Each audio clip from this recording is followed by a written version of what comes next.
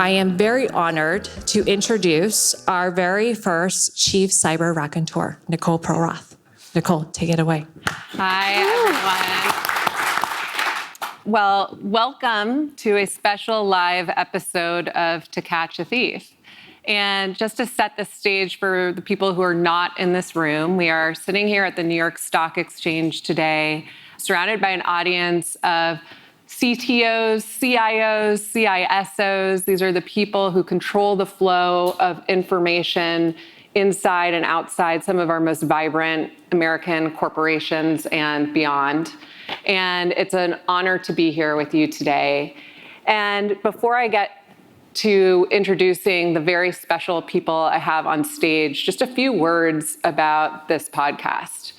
Why did we do this on Chinese cyber espionage?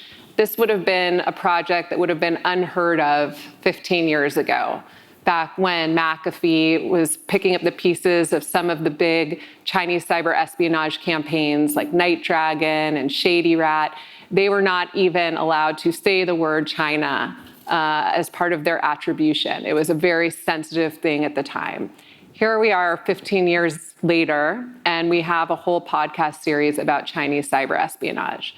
The reason I felt that it was critical we do this on Chinese cyber espionage is because this is the threat that in some ways I lived and breathed at the New York Times, but it's the threat that has been gnawing at me ever since I left the New York Times. Because I feel that I failed and that media failed and business failed, and in some ways government failed to really connect the dots for the people on this particular threat. We never went back to Nortel, for instance, when it went bankrupt. And when they wrote all these bankruptcy stories, no one ever mentioned, well, actually the company was hacked by China several years ago. Huawei owns all that IP. They've been subsidizing it, rolling it into global markets, and now Nortel is gone. And we never did that with solar companies. We never did it with turbine makers. We never did it with electric vehicles now. China is now the biggest manufacturer of electric vehicles. It's no longer Tesla as of 2023. We never did it with electric vehicle batteries. We never did it with home routers. Now it's Chinese companies that own the US home router market, as Rob actually testified to Congress the other day. These are routers that have been used in attacks on American critical infrastructure. In fact, just today I went on Amazon and looked up a TP-Link home router. It is Amazon's #1 overall pick, and they own something like 60% market share of US home routers. And these home routers have been used to funnel attacks into America's critical infrastructure. It's not a hypothetical threat, it's a real threat. And all of this has been going on kind of right under our noses, but we've never really connected the dots. So really the magic of this episode, of tonight, of where we are, is that sitting next to me are the people who are the dots, and we are about to connect them.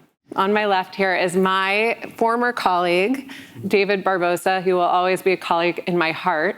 David was the Shanghai bureau chief for the New York Times. He is the reason that we were actually hacked at the New York Times. His coverage was that good. It earned him a Pulitzer, but it also earned him the wrath of the CCP. And I wrote that story for the New York Times. We actually have our former CTO, Rajiv, in the audience today, so we remember that very well. And I remember when the hack first happened, we thought they were there to maybe shut us down. But very quickly it became clear, nope, they were there for David, and more specifically, David's sources. These days, David is the co-founder of The Wire China, which is doing some fantastic data journalism and news journalism, traditional journalism on China. So it's an honor to have you here today. To his left is Rob Joyce. Until very recently, Rob Joyce was head of cybersecurity at NSA. He served at the agency for something like 34 years, right? And had a very storied career there, including leading the Tailored Access Operations Unit at NSA, which is the agency that conducts hacking on behalf of our foreign intelligence collection program. So he knows better than anyone what the Chinese capabilities are. To his left is Jen Easterly, who until very recently was the director of CISA, the nation's cyber defense agency. And before that was actually head of global security at Morgan Stanley. And before that, also had a storied career at NSA, which included standing up Cyber Command.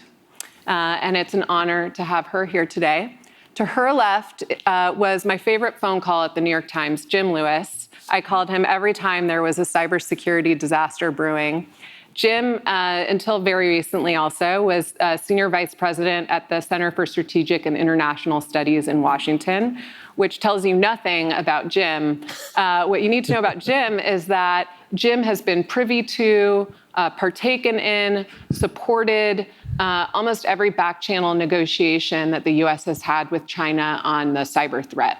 And then to his left is Bipul Sinha, the CEO and co-founder of Rubrik, which is leading the charge on cyber resiliency in this country and making sure that our worst day, the day you get hacked, is not your last day. So it's an honor to be here with all of you. These are the people who have been targeted by, instrumental in tracking and engaging the Chinese cyber espionage threat. So without further ado, let's get started. I'm going to ask the first question to my friend David here, which I want to address right away the elephant in the room. And I think the elephant in the room is this, covering this threat at the New York Times and doing a whole podcast series about Chinese cyber espionage, you are walking a very tight rope because this is a very real threat, but you also don't want to stoke the kinds of disgusting xenophobia that we saw during COVID. And it is a tough rope to walk. And I think you have covered these threats, you've been a target of these threats, and now you are basically covering China full-time through the wire. So help explain how do you walk this tightrope? And how do you help, for the novices to this subject, help them conceptualize this difference between the Chinese Communist Party and the Chinese people? Yes, thank you. Great to be here with you, Nicole. I think this is one of the things, it's a great journalism question. It's also great that your first episode mentions, we need to deal with this issue. As a journalist covering China, you've got to write about the Communist Party, you've got to write about the toughest things that China's doing. Hacking my own email. But also, that's going to affect the readers, that's going to affect politicians, that's going to lead to a little xenophobia. As you probably know, there's FBI investigations, there's concerns about Chinese students at universities.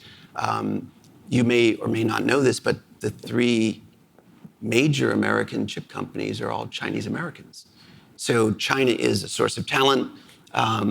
You have just discrimination, human rights, all of those things. So I think as a journalist, maybe the first years I was in China wasn't a big deal, but every year since then, especially now, you have to think in journalism, but not only in journalism, about what is the story? Is it the Chinese actors, the Chinese cyber spies? Could that become easily seen as Chinese? These are suspicions about Chinese students, or my colleague is Chinese, my wife is Chinese. So I do worry a lot about that. I think every story we write, we need to think about not only is it true what we're saying, but what could be the impact of this story? Could it lead to xenophobia in the country? So I think saying that up front and thinking about that, there are lots of Chinese Americans, Asian Americans in this country. We know what happened during COVID. So I think keeping that top of mind, we're going to say some really tough things about China, but we shouldn't think everyone who's Chinese is a spy, is a hacker, is the threat. Speaking of the threat, I'm going to toss this one to you, Rob. You have, I think, what is one of the best quotes on how to conceptualize the threat. You just heard it all in the podcast trailer, and it's this. So you said that basically Russia is the hurricane, China is climate change. Tell us what you mean by that.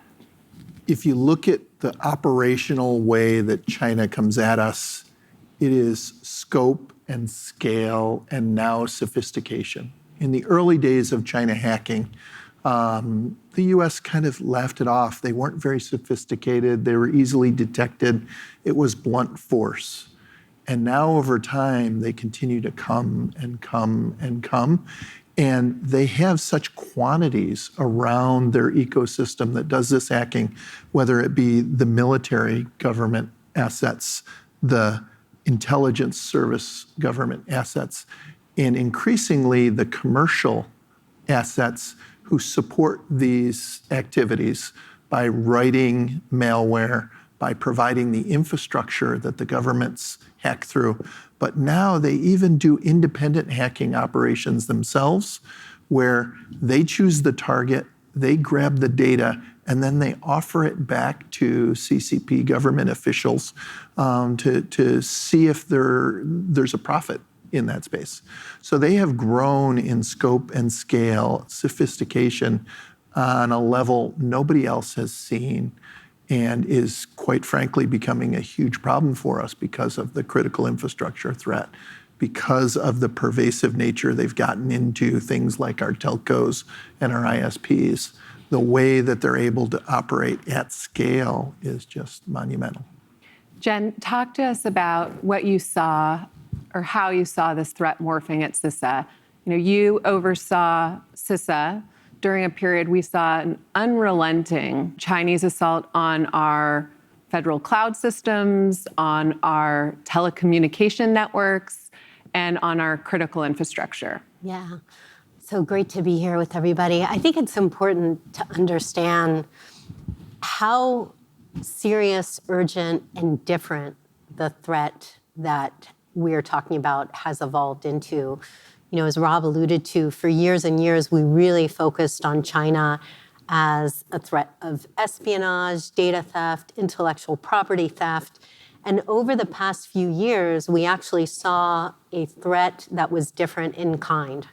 We saw Chinese threat actors that were not looking to steal data, but rather to burrow deeply into US critical infrastructure so that they could be prepared to launch disruptive or destructive attacks in the event of a major conflict in Taiwan. So this was really a deliberate effort by the Chinese Communist Party to hold US critical infrastructure at risk. So imagine a world where there is a conflict in the Taiwan Straits, and at the same time, you see mass disruption here in the US. So you see effects on communications being severed, transportation networks, you see effects on power grids, you see effects on water systems.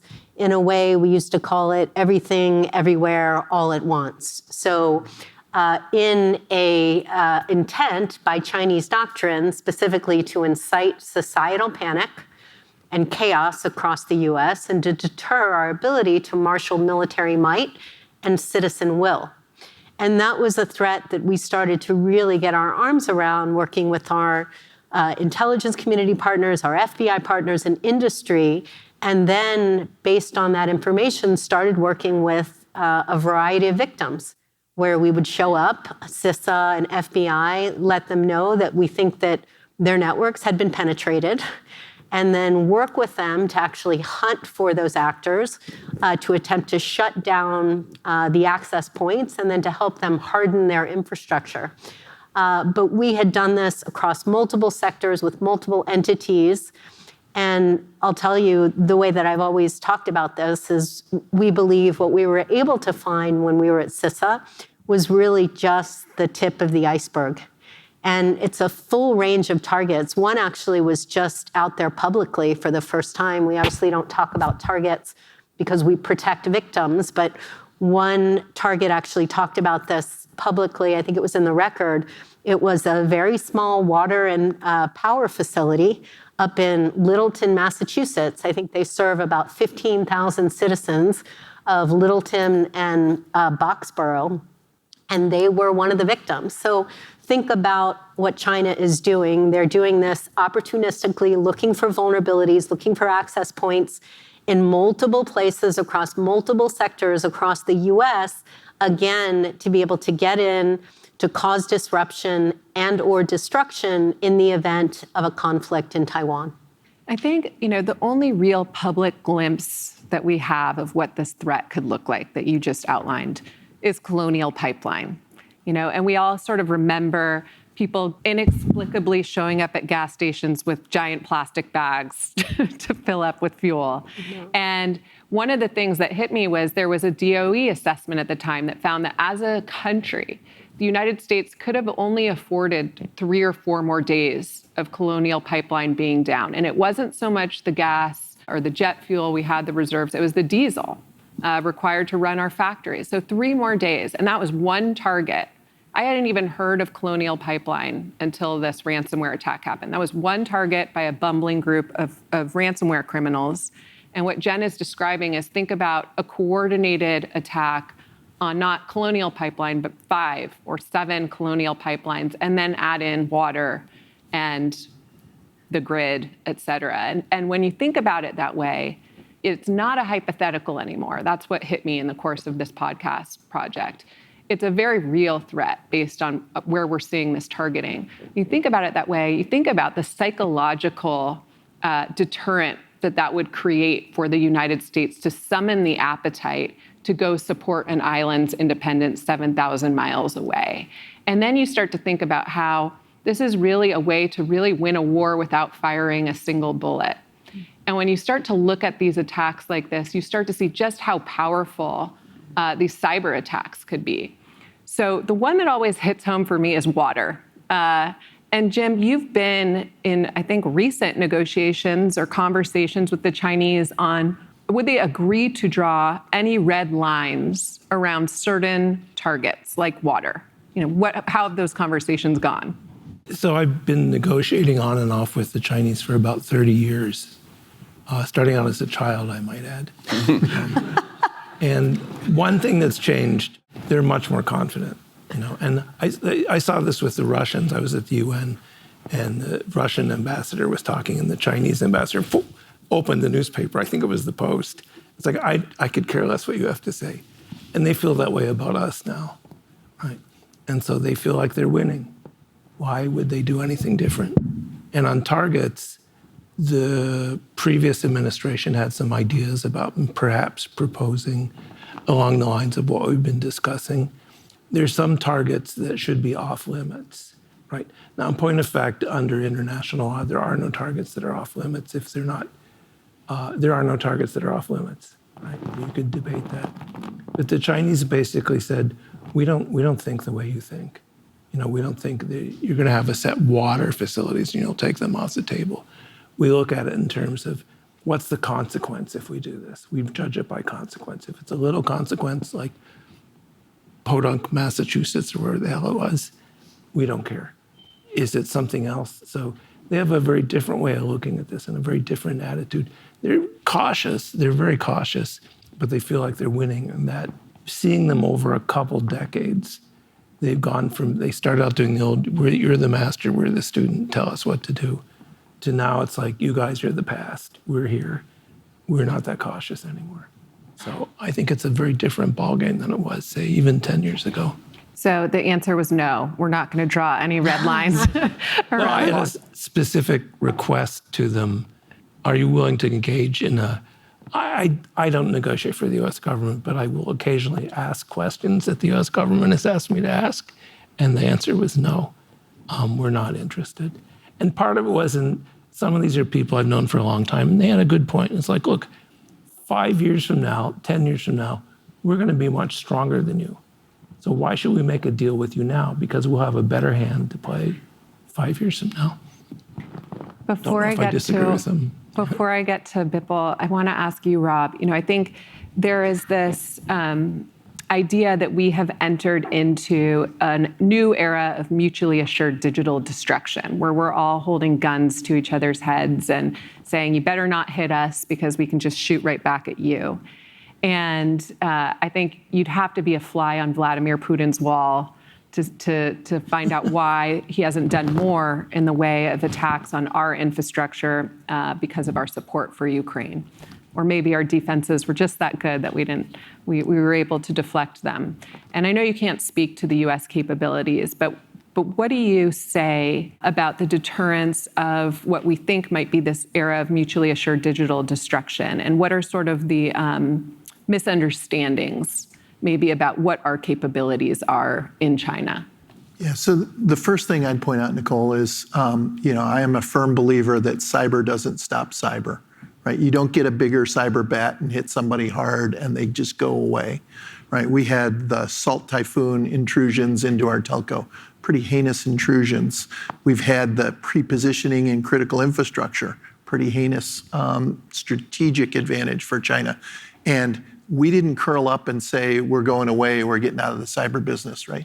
You now have congressmen and even administration people pounding on the table saying, we need more cyber, right? And so I don't see the effect that they've brought deterring us. So why do you assume if we bring something, it will deter them?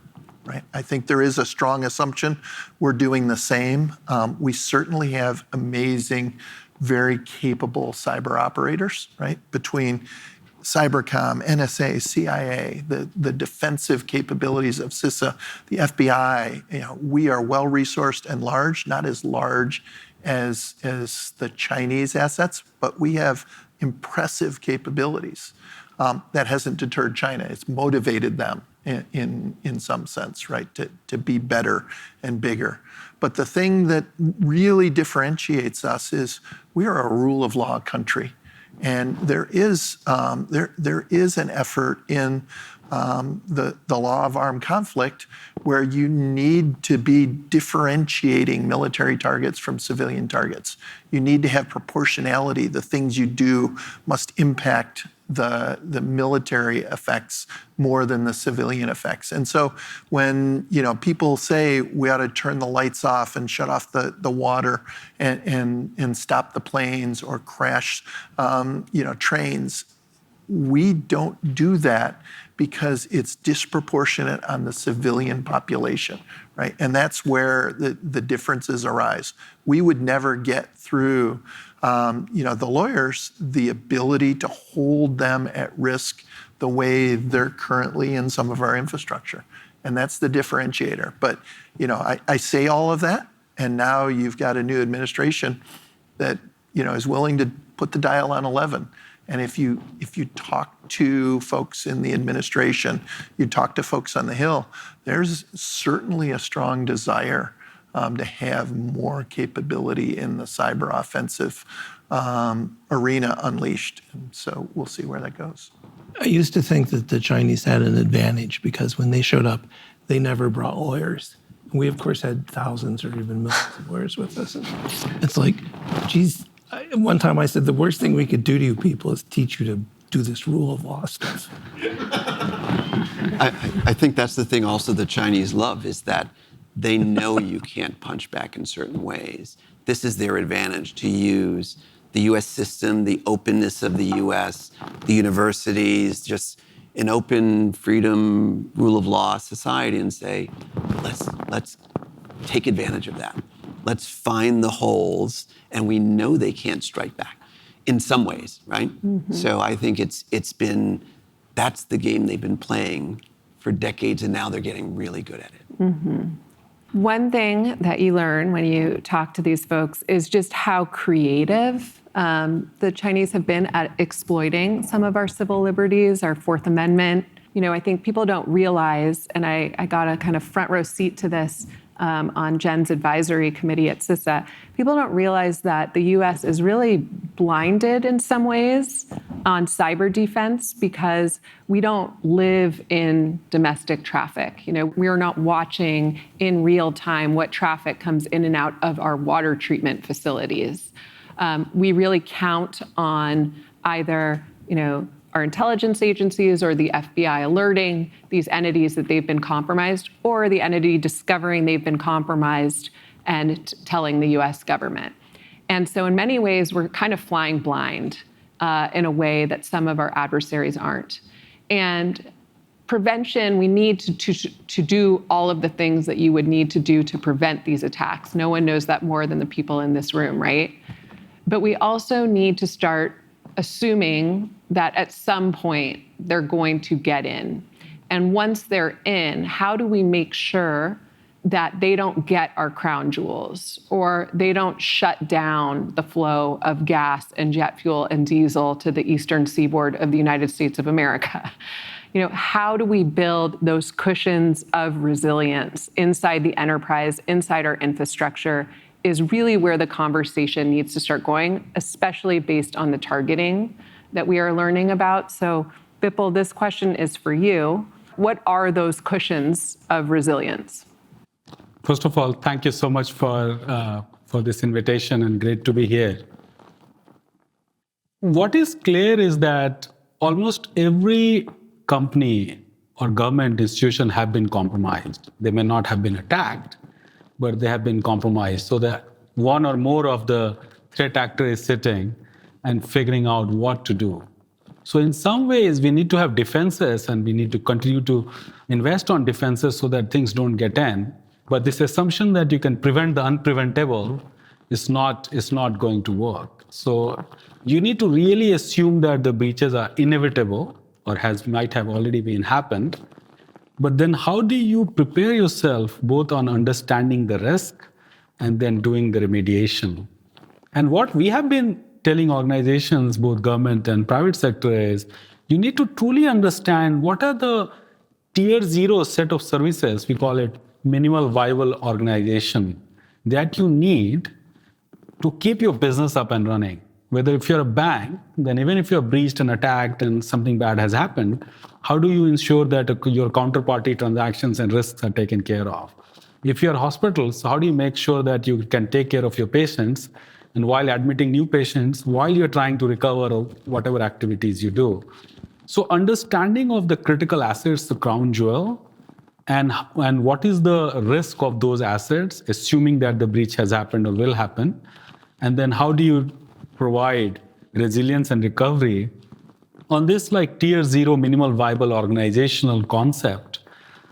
And the issue is that everybody is, and the cyber is such a cat and mouse game that everybody is playing whack-a-mole for the last 20, 30 years and not thinking that how do we protect the unprotected, which is like a small government, schools and water plant and local cities, because they don't have either talent or technology or even understanding of what is going on. But they open up a whole new door because the kids take the laptop home, log into to the home systems, and all the rest of it remains open. So we are squarely focused on to ensure that people have this awareness of resilience, inside-out security. How do you fundamentally secure yourself, assuming all else has been compromised? And that's where the focus has to be, because you can't win this war by creating taller walls and wider moats. Jen, we talked a lot at CISA about target-rich, cyber-poor environments, that this is really where they're coming for, and that it's the water. If you want to elaborate on some of those targets, that would be helpful. Right now, and this is probably a difficult question, but right now we're seeing a lot of cuts at the Cybersecurity Infrastructure Security Agency. You hired more than 2,000 people to that agency.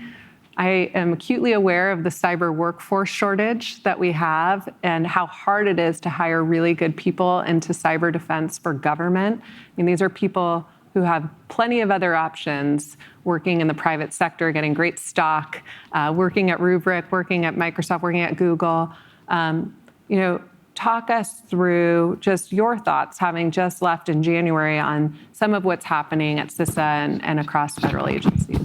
There's a lot there. Yeah, it's a lot to unpack. So let me just go back to one thing that you said that I think is important. Colonial Pipeline is always the canonical one we go back to, but frankly, think about CrowdStrike.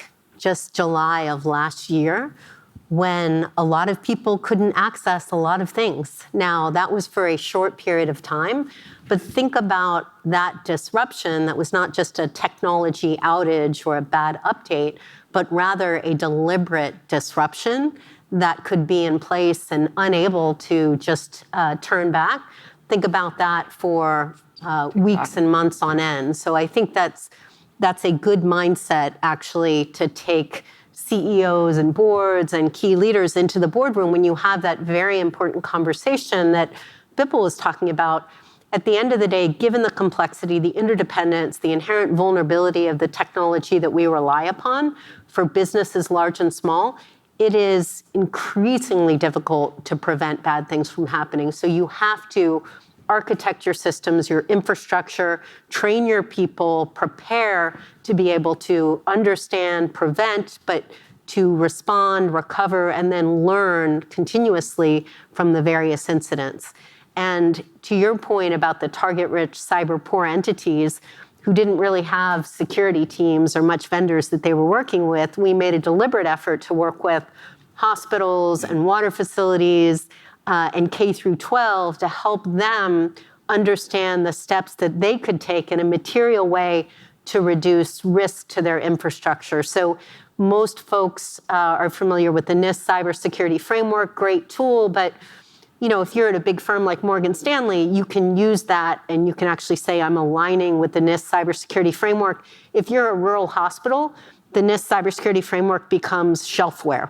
You don't have the team to really go through that and understand how to align your security organization. So one of the things that we did was do a distillation, kind of an extract of that document to less than 40 things that a hospital or a water facility or a K through 12 school could do, and they were characterized by cost, complexity, and impact.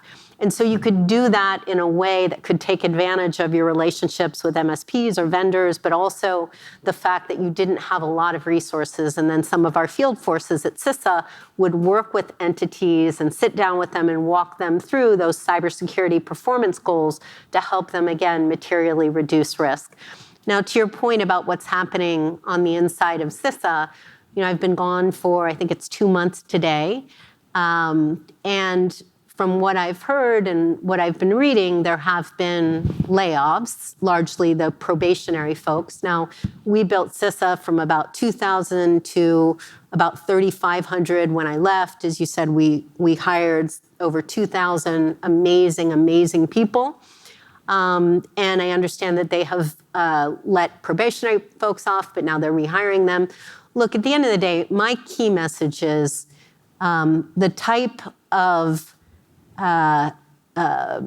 of firings that are going on are really going to discourage the talent that the federal government needs to be able to defend and protect the American people from joining the federal government, whether it's CISA, whether it's the intelligence community. And I know people are sort of dismissive to this idea of joining the federal government. I spent most of my life in the federal government. What I would say is these are not bureaucrats, which has frankly been used as a pretty pejorative term.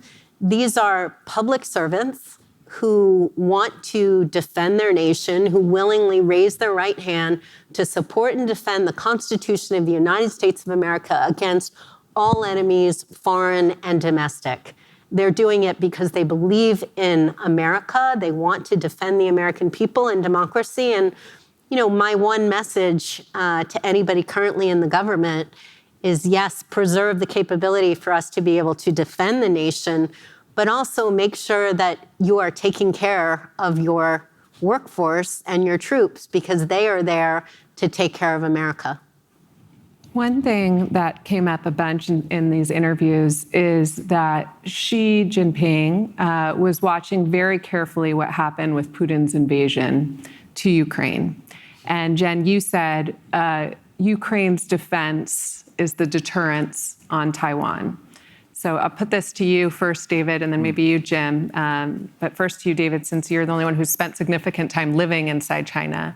What do you think Xi is thinking? What are his takeaways right now watching this administration's current approach to Ukraine? Yeah, I would imagine his takeaways are celebratory, right? That he sees a bit of chaos in the U.S. If they're laying off at CISA, he's like, wow, this advantage is gonna come even faster. And I think, back to the earlier question, that it's not just about Taiwan. I think even if Taiwan were not the case, they would still be in the infrastructure.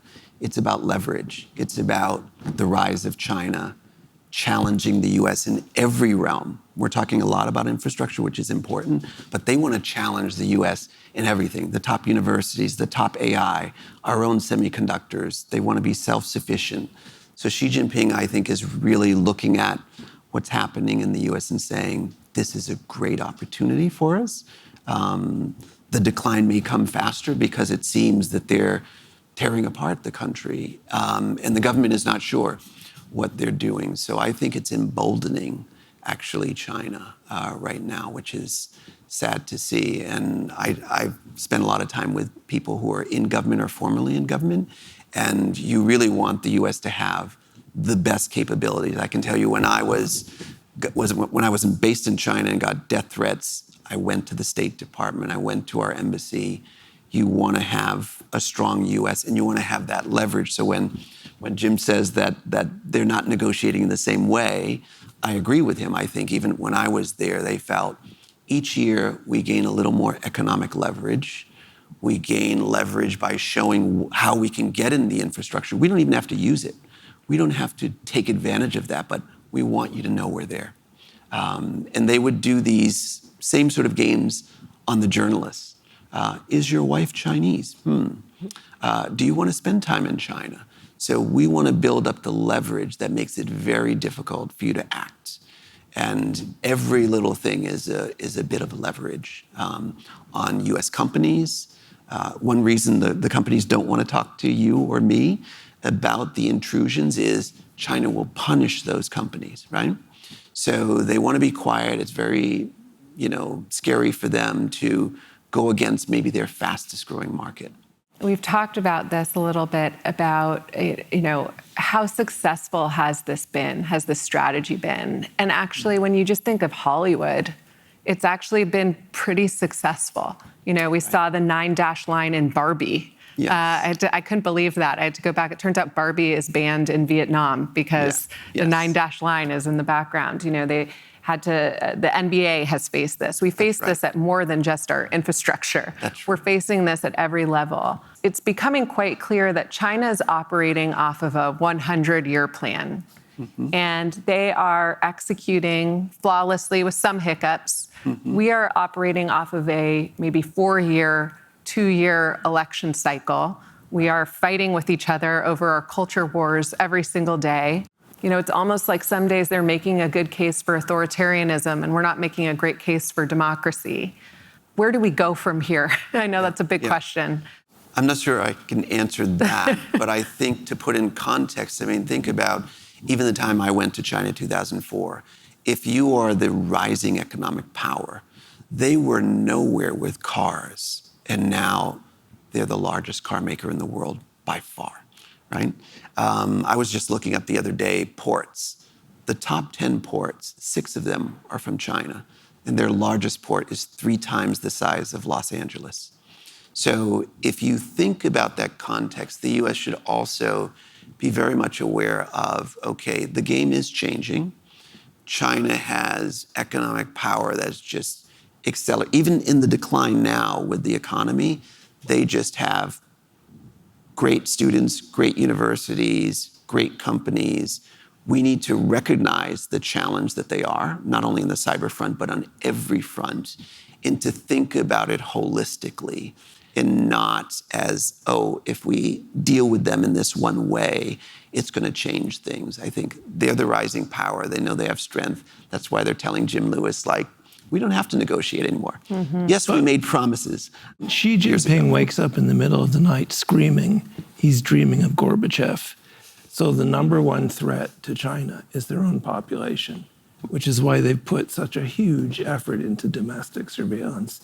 They feel like they're winning, but they are always looking over their shoulder, and they're really paranoid.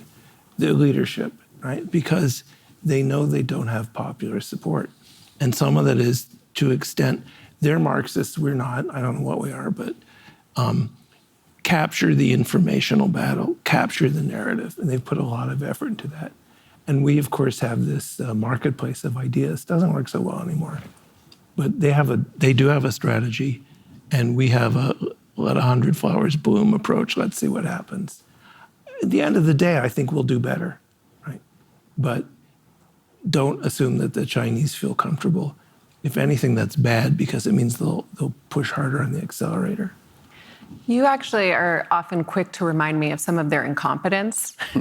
And sometimes I think it's important to not make these adversaries, I guess you would call them at this point, out to be the boogeymen. You know, we saw what happened with Putin's invasion of Ukraine. It turns out that they weren't the big boogeyman that we had worried about. You know, talk to us a little bit about their incompetence on defense. Quick, anyone want to guess the last time China won a war? 1949, right? Now, we aren't doing much better, frankly, but their Air Force, their Navy, their Army, not exactly a lot of experience. The heads of their Air Force have, on average, 2 or 3 years experience. And part of the problem is she doesn't trust them. He gets mad at them, or he's suspicious of them, and they get thrown into jail, right? My favorite story, which I didn't tell you, it's anecdotal, so I don't know if it's true, but the guy who was the head of China's strategic nuclear forces currently resides in the Huskau because he was caught doing something corrupt. There are allegations that corruption, you know what a silo is, a hardened silo for an ICBM? It's this reinforced concrete so that the pressure waves, the blast waves of people trying to blow up your silo won't have an effect. And of course, the silo is buried in the ground. So once you build it, no one can inspect it, right? Inspect it. And there are allegations, perhaps unproven or untrue, but certainly we can see them in other areas that maybe they just shave a little bit on the reinforced concrete to pocket it. So they have a military that is not, ignore their propaganda. Their military has not won a war. And the war they won was against the nationalist Chinese. I don't know if I'd take that one to the bank, right? So they have dilemmas here and weaknesses. Do you want me? You don't want me to tell that incompetent story? You want me? Yes. Go ahead. No, but I won't. But when I used to want to tease them to annoy them, which is easy to do, I'd say, hey, most of the software used in China is pirated, right? It's copied. It's a problem for them. They even admit it. Now, we don't have a software industry because when somebody comes up with a good idea, it's immediately stolen. So they're working on fixing their IP laws. In the interim, though, you can say to them, hey, you know that pirated software you use, you know where it comes from? It comes from Russia. And they, and it's true. It's like, hack that, sucker. There was one of the opportunities in this podcast was to go back and retell some of these stories that are sort of tossed about as if everyone knows them, but we've never really heard the full story on the IP theft. And so we actually interviewed the head of biotech at DuPont, who talked about what it was like to go try to bring hybrid rice, germplasm, plant genetics, DNA, to China in this joint venture. And they invested $30 million in this plant, 3 years worth of training. They brought over their own seedlings, their own DNA, like I said, trained everyone up. And the plant itself was $30 million, but really what they were bringing was billions of dollars of know-how and proprietary R&D from their soy and corn business. And everything went swimmingly until the day that they were no longer getting permits to continue their experiments. And they basically had to lock up shop, leave a container full of rice behind, and abandon the entire asset. And then everyone they had trained had actually set up shop across the street, and they thrived. And now China is one of the biggest strategic investors in germplasm development. And those stories just came up again and again and again. And one of my favorite questions has been, what is your favorite IP theft story? So, Jim, I'll ask you, what is your favorite IP theft story? Well, I have two, because there's some Chinese guy whose job, he must have irritated his boss, was sneak out into the cornfields and wheat fields of the Midwest and steal genetically modified seeds in the dark, right? So you're some poor guy, and your assignment is to crawl around in the dark looking for seeds. But my favorite remains house paint that is white. And apparently one American company makes really whippy white house paint. Can't be duplicated anywhere else. It's shiny, durable, all this good stuff. And the Chinese borrowed the recipe for it.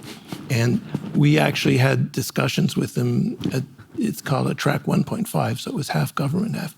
And we said to them, look, we understand spying. We spy on you, right? But we spy on military targets. If you want to steal a jet fighter, we get it. But White House paint? And the Chinese response was, this was a senior colonel. He said, for us, building our economy is national security. So it's the same thing. It's everything.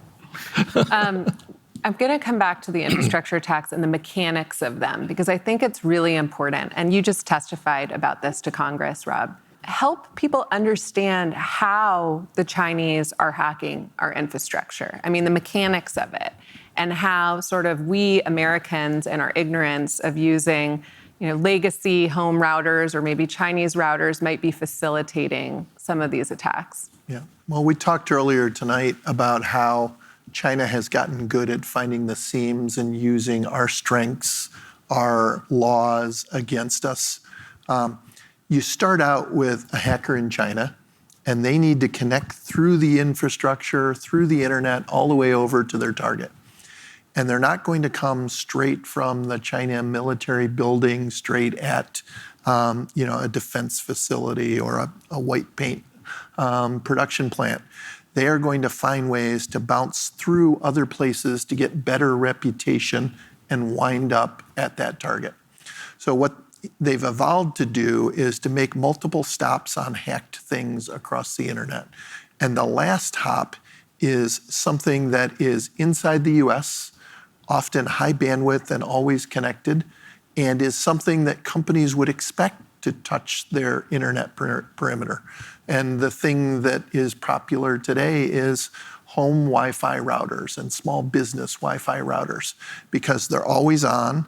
They're little computers themselves, so you can run programs on them. These companies have work from home. They have customers. They expect people in Verizon and AT&T and Comcast to be connecting to the outer border of their network. So what the Chinese are doing is they're collecting these routers and hacking them at scale.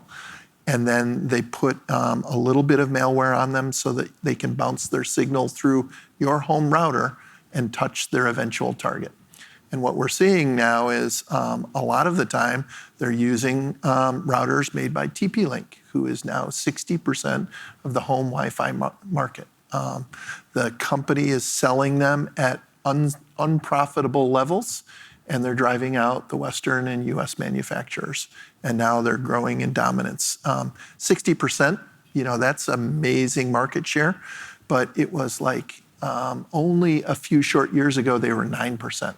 Right? It's exponential growth. And now they have these routers in all of our homes that the software is maintained and updated out of China. Whether TP-Link is complicit in these hacks or not today, at any point the Chinese government can go under their Intel laws and direct that company to support them and issue an update that either bricks a massive amount of our critical infrastructure, people's ability to get on the internet if they want to attack, or makes them even better bounces and redirectors for them to do their operations through. It's a huge problem, Nicole. I just wanted to add that one of the things I covered in China was the city of Shenzhen, which is one of the manufacturing capitals of China. And when you think about TP-Link or almost any electronic today, everything is made in China. So if they have won over every market, and I've been to Huawei's facilities, so if they're involved in every part of the electronics chain, they know how to make them, how to rewire them, how to control them. A lot of the surveillance cameras in the US are Chinese-made surveillance cameras, even at, for a while, military sites. The drones. So this is a huge advantage China has, which is we're making everything. So we can get in every home. It actually reminds me, I wrote it down. There's a great quote about this by Ren Zhengfei, the founder of Huawei, who said, a country that doesn't have its own routers and switches is like a country that doesn't have its own military. Yes. They actually believe it, though. From the first time I started talking to them about cyber stuff until now, they'll say, what are you complaining about? You do it too. Look up rivet joint. But when they say that, what they are thinking is they really believe it. I had a Chinese official in charge of their chip making program who told me, and this was a while ago, he said, look, every Intel chip comes with a backdoor. I said, now you gotta be kidding. He said, no, every Intel chip has a backdoor. You have controlled the beating heart of China. That's their point. So they feel like, what are you complaining about? TikTok has been the big shiny object, and I forgot to issue a PSA to everyone to delete TikTok from their phones immediately before this panel. But TikTok has been the big shiny object. Obviously, routers are a huge problem, and actually, you also added, Rob, that on their new, whatever the next gen Wi-Fi router technology is, they actually have 80% market share, TP-Link does. So that really drives home this issue. Like I said, I went on Amazon today and looked up home router. The #1 overall Amazon pick is a TP-Link home router.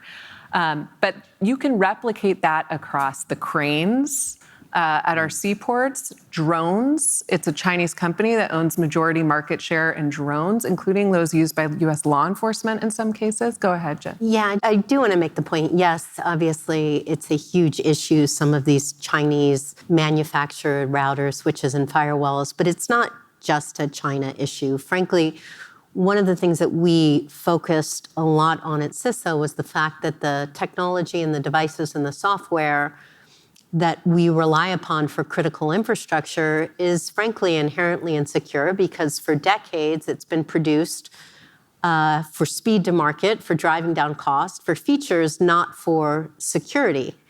And so these can be clearly taken advantage of by China, but there are all kinds of technologies that are, some are created by US companies, other companies around the world that are just inherently insecure, that are unpatched or have default passwords, or essentially make it very, very easy for an actor, whether it's a sophisticated nation state or a cyber criminal, to be able to exploit that infrastructure. And so this really comes down to, we talk a lot about villains, right? We blame victims, but I think we don't talk enough about the vendors, because vendors really need to be held accountable to ensure that they are building, designing, testing, and delivering products and software and devices that specifically are meant to be secure. And that's the way you could make a real difference in terms of advancing a sustainably secure ecosystem. And it's one of the most important things that I think we need to focus on.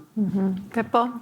So Biden administration actually came up with this cyber policy where they talked about the skin in the game.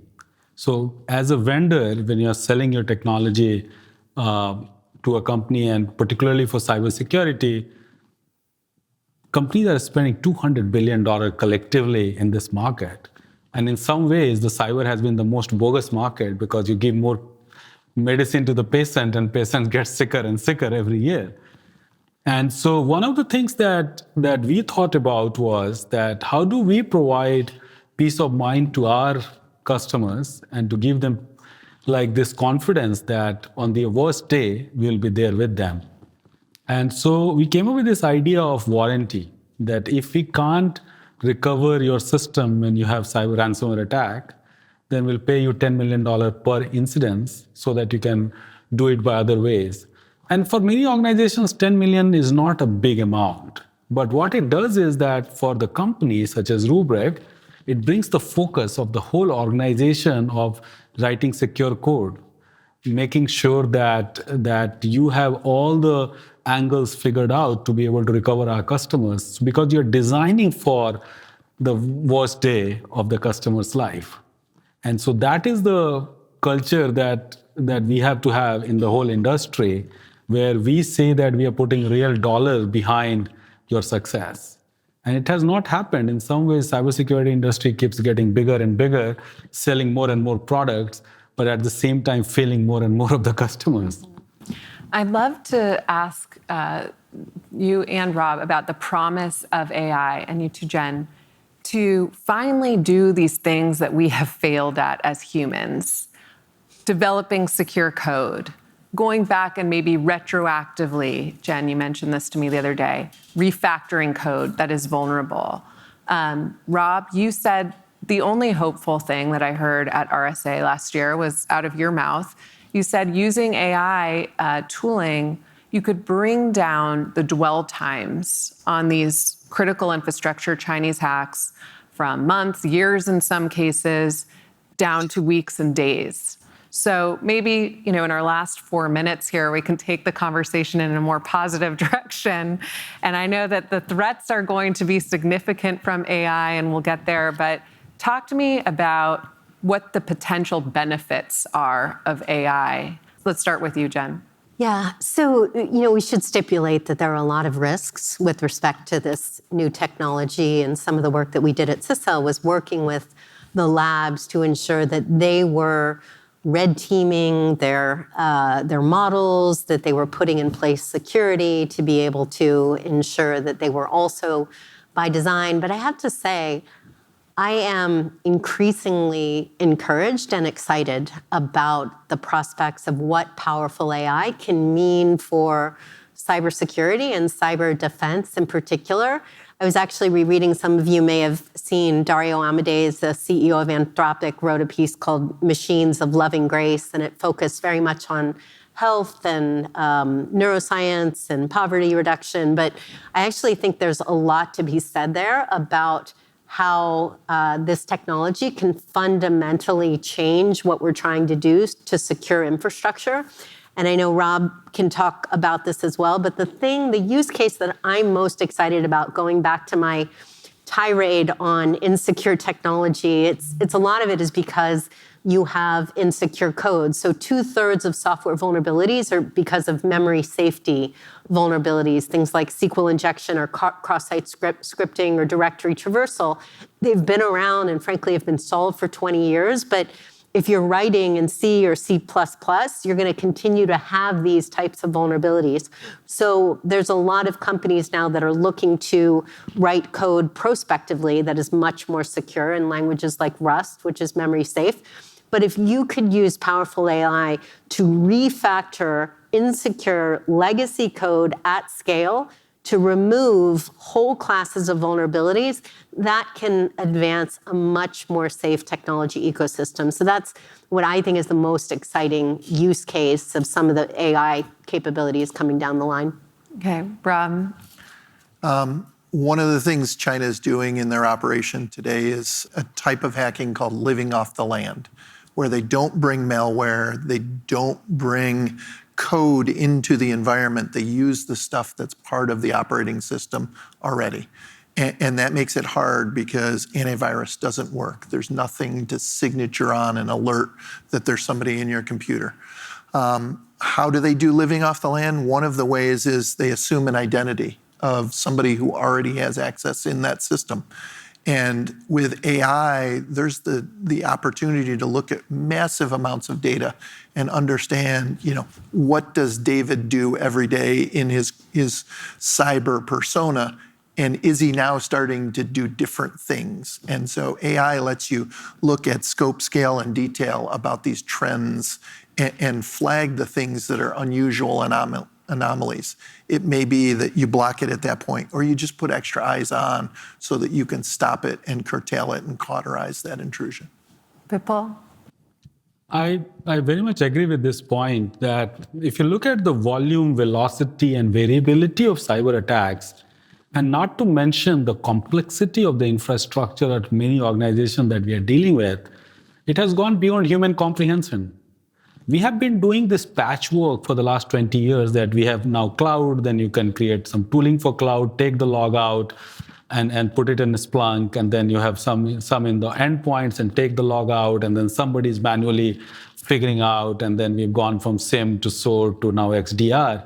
But there's no fundamental shift, quantum shift in terms of how do we use the machine comprehension, the machine intelligence, what Rob said, AI, to truly comprehend what is really happening across the whole landscape in a holistic way. Because humans can't do it. And you can't even augment human to do it. It has to be pure machine activity.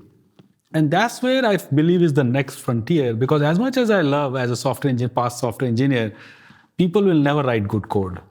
And as more and more developers are getting into the field of writing applications and software, the quality will only decrease because it's becoming more ubiquitous. And now with the natural language programming, it'll be even next level. So we need to have the effort to have AI write better code, as Jen said, but at the same time, really use AI to assume that all else has already been bad. And how do we protect? I'd be remiss in having a panel that mentions on China that mentions AI without asking some of you about DeepSeek. So, DeepSeek, we don't know whether there was any stolen IP. We don't know whether there was an evasion of export controls. But they've called it open source. It's not really open source. It's open weight. We're already seeing applications and new businesses built on DeepSeek because of its cost efficiencies, in much the same way we saw Huawei spread very quickly because of its cost efficiencies. I'll probably throw it to you, Rob. What is the risk of DeepSeek? It comes at us in a couple dimensions, right? DeepSeek is software that is run in China. They're offering a service, so your data goes to China. I think we all understand why that would be a bad thing, to have any of the questions or intellectual property you give to the AI be housed in China. There's a second way where they've open weighted the model so that you can move it here to the US and run it on your own infrastructure. There's still an inherent bias inside that AI, and people were famously asking it about Tiananmen Square and other things. So I want to make sure that the AI I'm using isn't biased against free and open society. So those are the two big things that worry me. But every time we've tried to block another country from getting a technology, all it's done is incentivize them. And this is the fourth or fifth time. So you don't win through export controls. And the Chinese say, I think I said this, the Chinese say all the time, you guys are so entranced with your success in the Cold War that you can't get over it. And you keep wanting to apply these Cold War tools to today, and they don't work. Yeah, and how did they create it? They distilled out of the investment of OpenAI, right? And literally trained their model off the US frontier models. And so, export control doesn't stop that. It is the American innovation that's going to keep moving ahead of it. And DeepSeek is also pretty complex because it is also a PR exercise. Because out of all the model companies, they were the first one who came up with the open weight model. And they also used the NVIDIA chips, bypassing their software and directly, that gave them the cost advantage. So there was lot of learning from the US companies, but also a little bit of innovation and a lot more media. So it's a very interesting operation that they ran. And it's an interesting case where in the developer community, it actually created goodwill, that they had a model which open weight and now is at a reasonable cost because it was directly going after the hardware. It was a little strange to see how much cheerleading there was in Silicon Valley for this from Andreessen Horowitz and others. David, I'm going to leave my last question to you. When we look back on when these these so-called Volt Typhoon attacks, I know Jen and I are big fans of these names, but this is essentially the Chinese group responsible for a lot of these infrastructure attacks. When you look at really when they started picking up in cadence, it was around 2020 when Trump started calling COVID the China virus. Right. And you and I have talked about how much the CCP cares about image control, right, and how so much of their actions and cyber espionage and activities against dissidents, et cetera, is because they are so concerned, and to Jim's earlier point, paranoid, right, about image control. We are seeing, a huge escalation in rhetoric right now.